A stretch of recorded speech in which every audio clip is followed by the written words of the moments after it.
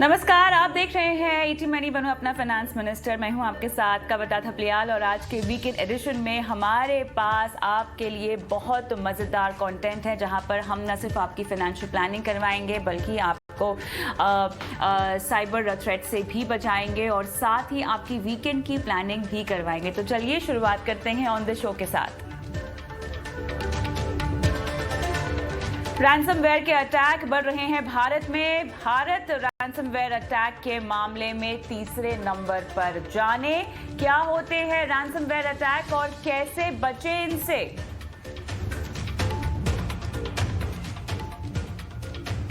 आज आपको बताएंगे अलग अलग शहरों का मशहूर जायका और इसे चखना बिल्कुल ना भूलें। देखें हमारी आज की इस खास पेशकश में। चुनाव नतीजों को आपके पोर्टफोलियो के लिहाज से कैसे समझा जाए, जानिए आज। साथ में कैसे स्मॉल कैप फंड के मुकाबले ज्यादा गिरावट आई है मिड कैप फंड्स में, समझाएंगे आपको आज इस शो में। और साथ ही कराएंगे आपकी फाइनेंशियल प्लानिंग भी। अपने सवाल आप हम तक पहुंचा सकते हैं, बस आपको अपने सवाल हमें व्हाट्सएप कर देना है। व्हाट्सएप नंबर आपकी स्क्रीन पे फ्लैश हो रहा है। आपका सवाल चाहे इंश्योरेंस, निवेश, क्रेडिट कार्ड, लोन या क्रिप्टो करेंसी से जुड़ा हुआ हो, 9619873567 ये वो नंबर है जहां पर आप अपने सवाल हम तक पहुंचा सकते हैं।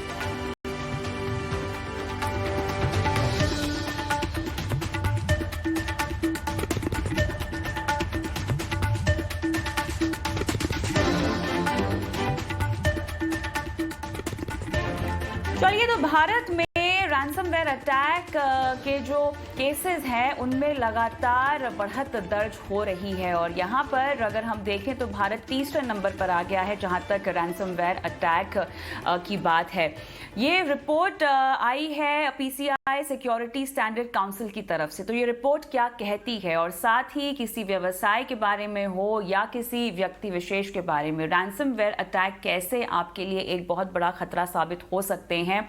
तमाम डिटेल्स हम लेंगे और चर्चा करेंगे इससे कैसे बचा जाए। हमारे साथ जुड़ रहे हैं Nitin Bhatnagar, associate director India, PCI security standard council.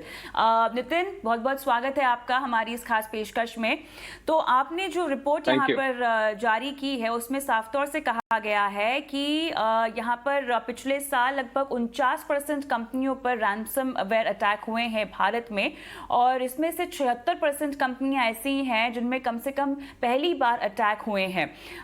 मुझे ये बताएं कि लगातार रैंसमवेयर अटैक की जो शिकायत है पिछले कई सालों से हम सुनते हुए आ रहे हैं और ये बहुत आम तरीका हो गया है अगर हम साइबर थ्रेट की बात करें। लेकिन जो ताज़ा रिपोर्ट आपने निकाली है उसमें उल्लेखनीय बात क्या है? देखिए Kavita, thanks for having me first of all. जो मेन पॉइंट यहाँ पे है, जो लास्ट ईयर अगर अगर आप रैंसमवेयर अटैक्स की बात करें तो ये हमारे सामने हमेशा किसी ना किसी शक्ल और सूरत में आते रहे और ये कई सारी हाई प्रोफाइल ब्रीचेस और बिजनेसेस को काफी इम्पैक्ट करते रहे। अगर हम कैलेंडर ईयर 2021 की बात करें तो रैंसमवेयर अटैक्स ने ग्लोबली $20 बिलियन का नुकसान किया और 37% बिजनेसेस और ऑर्गेनाइजेशन से इम्पैक्ट हुए। सो ये एक साइबर थ्रेट है, बहुत ही रियल है और इसको तरीके की साइबर क्रिमिनल एक्टिविटी से अगर मैं बात करूं तो ये रिपोर्ट जो हमने स्टैटिस्टिक्स यहाँ पे रखी है ये US security firm crowd strike की है और हमने उस रिपोर्ट के बेसिस पे बुलेटिन रिलीज किया है, जिस बुलेटिन का पर्पस है कि हम किस तरीके से रैंसमवेयर थ्रेट्स के डेंजर्स से बच सकते हैं और उनकी बेस्ट प्रैक्टिसेस क्या फॉलो करें कि जिससे हम अपने बिजनेस को सेफ एंड सिक्योर कर सके। चाहे वो पेमेंट बिजनेस रिलेटेड हो, चाहे वो आपके आईटी रिलेटेड बिजनेस को लेके हो, चाहे कोई सा भी ऐसा बिजनेस वर्टिकल हो जहां पे आपका एक्सपोजर इंटरनेट पे है। सो अगर मैं बात करूं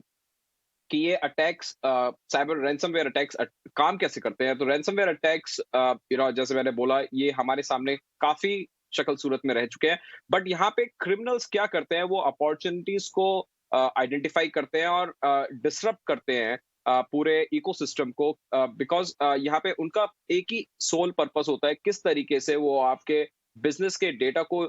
मोनेटाइज करे, आपके सिस्टम्स को अपने अपने पास कंट्रोल में लेके उसको मोनेटाइज करने की कोशिश करते हैं अटैक्स के थ्रू। सो वल्नरेबिलिटीज जो होती हैं आपके सिस्टम में, वो किसी को भी इम्पैक्ट कर सकती है, चाहे वो लार्ज बिज़नेस हो, कॉर्पोरेट हो, कोई स्मॉल या लेकिन लोकल हैरानी वाली बात यहाँ पर ये है कि भारत जो है वो तीसरे नंबर पर आ रहा है। तो मुझे बताएं, जिस या ओर हम एक डिजिटल इंफ्रास्ट्रक्चर की ओर बढ़ना चाहते हैं, कहीं ना कहीं अभी भी क्या वहां पर हमें कमी दिखाई दे रही है, जिसकी वजह से भारत तीसरे नंबर पर आया है रैंसमवेयर अटैक के मामले में?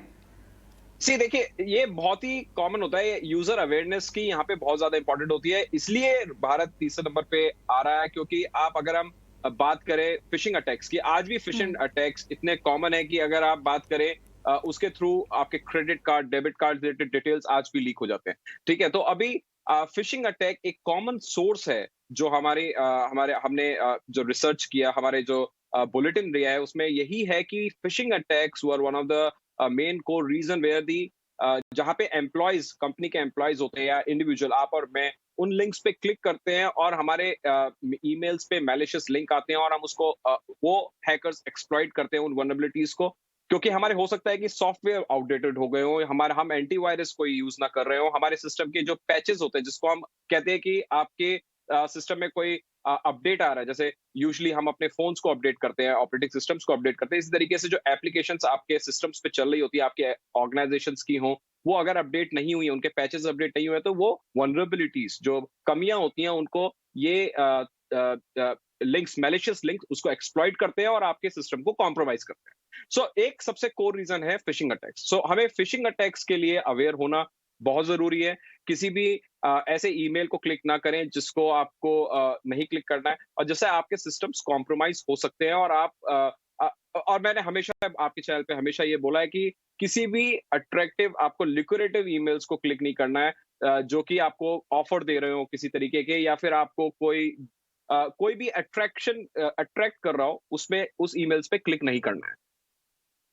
ऑलराइट, लेकिन थोड़ा सा इसको और बारीकी से हम समझते हैं क्योंकि क्लियरली ये सिर्फ कंपनियों की बात नहीं हो रही है, ये आपके पर्सनल डेटा पर भी एक खतरा हो सकता है।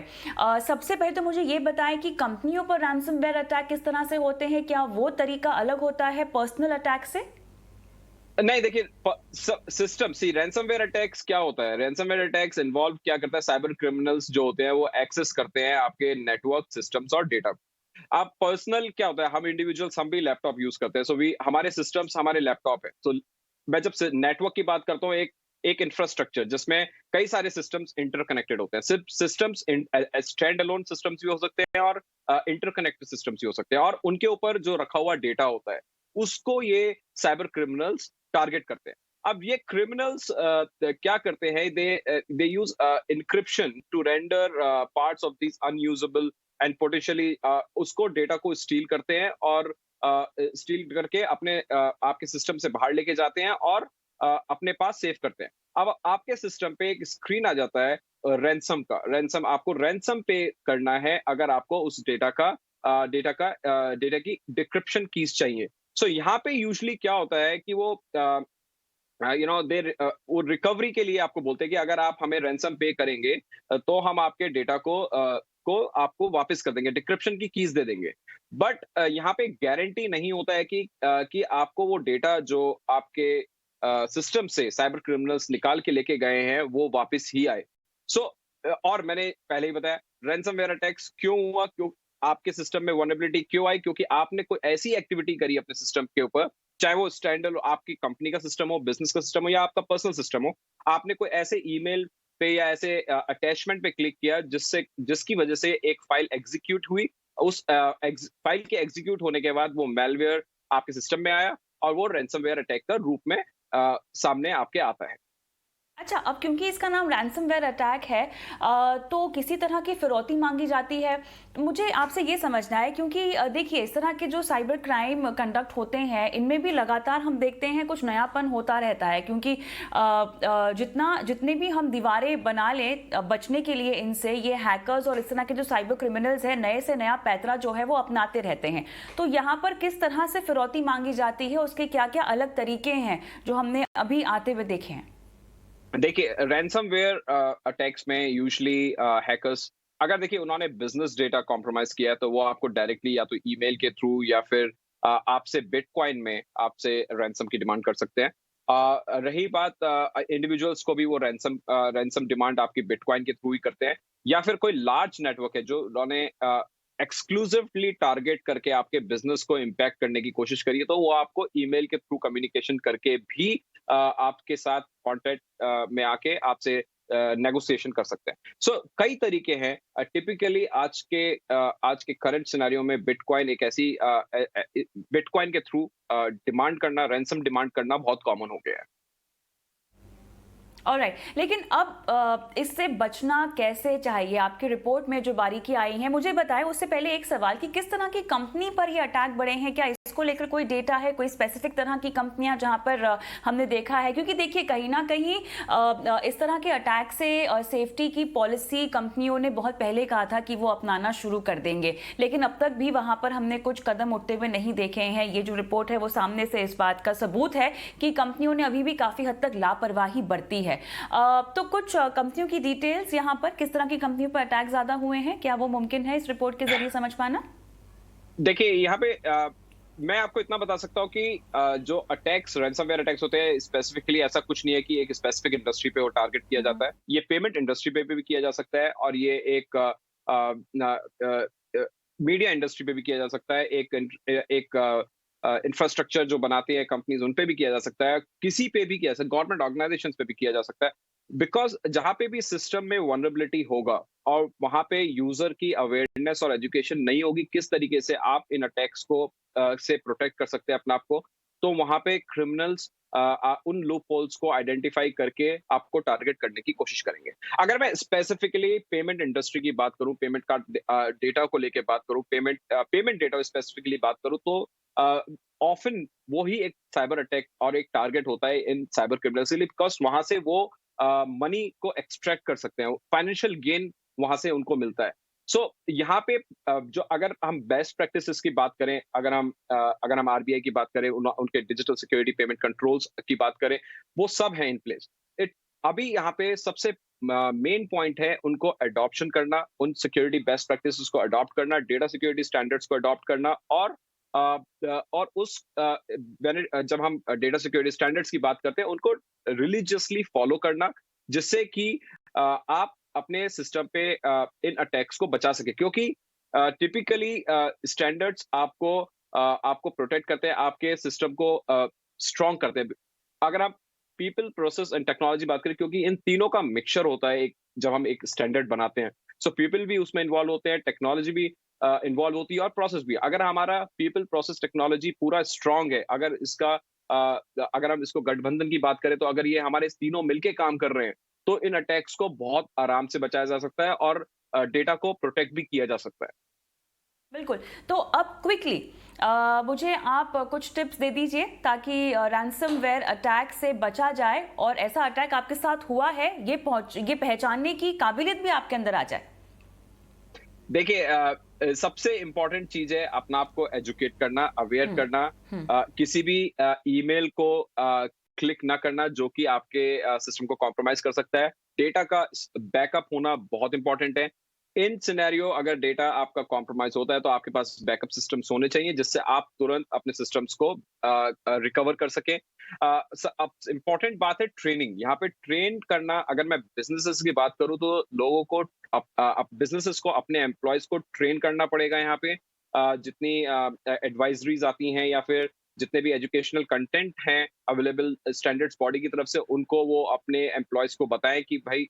इस तरीके से आप ट्रेन हो। आपको पता रहना चाहिए कि अगर आप ऑनलाइन सिस्टम्स को यूज कर रहे हैं, किस तरीके से डिलिजेंटली उनको यूज करें। और रही बात पैचेस की, सिस्टम्स के वल्नरेबिलिटीज को रेक्टिफाई करते रहें, फ्रीक्वेंट टेस्टिंग सिस्टम्स की होनी चाहिए, और टाइम टू टाइम जो गवर्नमेंट की एडवाइजर आती है उनको फॉलो करते रहिए। आई थिंक ये कुछ चीजें हैं, अगर हम डिलिजेंटली रिलीजियसली फॉलो करेंगे तो हम इन अटैक से बच सकते हैं। और राइट, चलिए यहाँ पर ये बहुत ही छोटी छोटी बातें हैं, लेकिन छोटी छोटी बातों को ही अगर आप ध्यान में रख ले तो इस तरह के अटैक से आप बच सकते हैं। आपकी साइबर सिक्योरिटी कॉम्प्रोमाइज़ नहीं हो सकती। जिस तरह की डेटा ब्रीच की हम बात करते हैं, डेटा लीक की हम बात करते हैं, छोटे छोटे कदम हैं। आपको अपनी डिजिटल सिक्योरिटी की तरफ, साइबर सिक्योरिटी की तरफ खुद ही संज्ञान लेना होगा और कदम उठाने होंगे। बहुत बहुत शुक्रिया समय निकालने के लिए नितिन। आपने काफ़ी बारीकी से पूरे मुद्दे को समझाया और लोगों को आगाह किया कि कैसे इस तरह के साइबर अटैक से बचना चाहिए। बहुत बहुत धन्यवाद आपका। लेकिन ईटी मनी बनो अपना फाइनेंस मिनिस्टर में चर्चा